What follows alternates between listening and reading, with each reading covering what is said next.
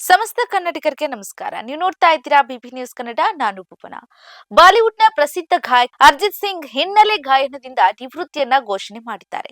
ಅನೇಕ ಜನಪ್ರಿಯ ಹಾಡುಗಳಿಗೆ ಧ್ವನಿ ನೀಡಿದಂತ ಅರ್ಜಿತ್ಗೆ ಈಗಿನ್ನು 38 ವರ್ಷ ಅಷ್ಟೇ. ಈ ಹಠಾತ್ ಘೋಷಣೆ ಲಕ್ಷಾಂತರ ಅಭಿಮಾನಿಗಳಿಗೆ ಬೇಸರವನ್ನ ತಂದಿದೆ. ಹಾಗಾದ್ರೆ ಅರ್ಜಿತ್ ಸಿಂಗ್ ಹಾಡುವಂತ ಹಾಡಿಗೆ ಎಷ್ಟು ಚಾರ್ಜ್ ಮಾಡ್ತಾರೆ ಅನ್ನುವಂತ ವಿಚಾರವನ್ನ ನೋಡ್ತಾ ಹೋಗೋಣ. ನಿವೃತ್ತಿ ಘೋಷಣೆ ಜೊತೆಗೆ ಅರ್ಜಿತ್ ಅವರು ತಮ್ಮ ಭವಿಷ್ಯದ ಯೋಜನೆಗಳ ಬಗ್ಗೆ ಕೂಡ ಮಾಹಿತಿಯನ್ನ ನೀಡಿದ್ದಾರೆ. ಅಜಿತ್ಗೆ ಇನ್ನು 38 ವರ್ಷ. ಅವರು ಹಿನ್ನೆಲೆ ಗಾಯಕರಾಗಿ ನಿವೃತ್ತರಾಗಿದ್ದಾರೆ. ಇನ್ನು ಮುಂದೆ ಚಲನಚಿತ್ರಗಳಲ್ಲಿ ಹಾಡುಗಳನ್ನ ಹಾಡೋದಿಲ್ಲ. ಆದ್ರೆ ಸಂಗೀತ ಕ್ಷೇತ್ರದಲ್ಲಿ ಮಾಡಬೇಕಾಗಿರುವ ಕೆಲಸವನ್ನ ಮಾಡುವುದನ್ನ ಮುಂದುವರಿಸ್ತಾರಂತೆ. 15 ವರ್ಷಗಳ ವೃತ್ತಿ ಜೀವನದಲ್ಲಿ ಅರ್ಜಿತ್ ಸಿಂಗ್ ಪ್ರಪಂಚದಾದ್ಯಂತ ಕೋಟ್ಯಾಂತರ ಜನ ಹೃದಯಗಳನ್ನ ಗೆದ್ದಿದ್ದಾರೆ. ಹಿಂದಿ, ಕನ್ನಡ, ಬೆಂಗಾಲಿ, ಮರಾಠಿ, ತೆಲುಗು ಭಾಷೆಗಳಲ್ಲಿ 400ಕ್ಕೂ ಹೆಚ್ಚು ಹಾಡುಗಳಿಗೆ ಇವರು ಧ್ವನಿಯನ್ನ ನೀಡಿದ್ದಾರೆ. ಅರ್ಜಿತ್ ಸಿಂಗ್ ಆಸ್ತಿ 414 ಕೋಟಿ ರೂಪಾಯಿ ಅಂತ ಮೂಲಗಳು ಹೇಳ್ತಾ ಇರುವಂತದ್ದು. ಇನ್ನು ಅರ್ಜಿತ್ ಸಿಂಗ್ ಲೈವ್ ಕಾನ್ಸರ್ಟ್ ಗಳಿಗೆ ಭಾರಿ ಶುಲ್ಕವನ್ನ ವಿಧಿಸ್ತಾರಂತೆ.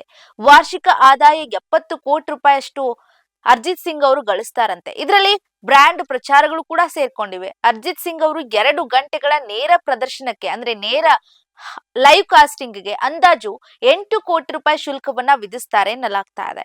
ಮುಂಬೈನ ವಸೋರ್ಬಾ ಪ್ರದೇಶದ ಕಟ್ಟಡವೊಂದರಲ್ಲಿ ಅರ್ಜಿತ್ 4 ಅಪಾರ್ಟ್ಮೆಂಟ್ ಗಳನ್ನ ಹೊಂದಿದ್ದು ಇದರ ಬೆಲೆ 9 ಕೋಟಿ ರೂಪಾಯಿ ಅಂತ ಹೇಳಲಾಗ್ತಾ ಇದೆ. ಇನ್ನು ರಿಯಲ್ ಎಸ್ಟೇಟ್ ಅವರ ಹೂಡಿಕೆಯಲ್ಲೂ ಕೂಡ ಇವರ ಬಂಡವಾಳ ಇದೆ ಅಂತ ಕೂಡ ಹೇಳಲಾಗುತ್ತೆ. ಜೊತೆಗೆ 1.8 ರಿಂದ 4 ಕೋಟಿ ರೂಪಾಯಿ ಮೌಲ್ಯದ ರೇಂಜ್ ರೋವರ್, 57 ಲಕ್ಷದ ವೆಗಾ ಹಾಗೂ 1.5 ಕೋಟಿ ರೂಪಾಯಿ ಮೌಲ್ಯದ ಹಮ್ಮರ್ H3 ಮತ್ತು ಮರ್ಸಿಡೀಸ್ ಬೆಂಚ್ ಗಳನ್ನ ಸಹ ಸಿಂಗರ್ ಅರ್ಜಿತ್ ಸಿಂಗ್ ಹೊಂದಿದ್ದಾರೆ.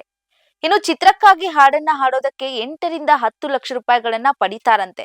ಕನ್ನಡದಲ್ಲಿ ನಿನ್ನಿಂದಲೇ ಸಿನಿಮಾದ ಮೌನ ತಾಳಿತೆ ಹಾಡು ಅರ್ಜಿತ್ ಸಿಂಗ್ ಕಂಠದಲ್ಲಿ ಮೂಡಿ ಬಂದಿತ್ತು. ಹಿಂದಿ ಮಾತ್ರವಲ್ಲದೆ ಬೆಂಗಾಲಿ, ತಮಿಳು, ತೆಲುಗು ಹಾಡುಗಳನ್ನ ಹಾಡಿದ್ದಾರೆ. ನಿವೃತ್ತಿ ಘೋಷಿಸಿರೋದಕ್ಕೆ ಕಾರಣ ಏನು ಎಂಬುದು ಇನ್ನಷ್ಟೇ ಗೊತ್ತಾಗಬೇಕಾಗಿದೆ.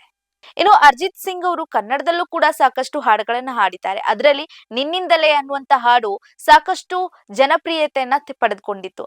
ಅದು ಕೂಡ ಮೌನ ತಾಳಿತೆ ಅನ್ನುವಂತಹ ಒಂದು ಹಾಡು ಅರ್ಜಿತ್ ಸಿಂಗ್ ಕಂಠದಲ್ಲಿ ಚೆನ್ನಾಗಿ ಮೂಡಿ ಬಂದಿತ್ತು.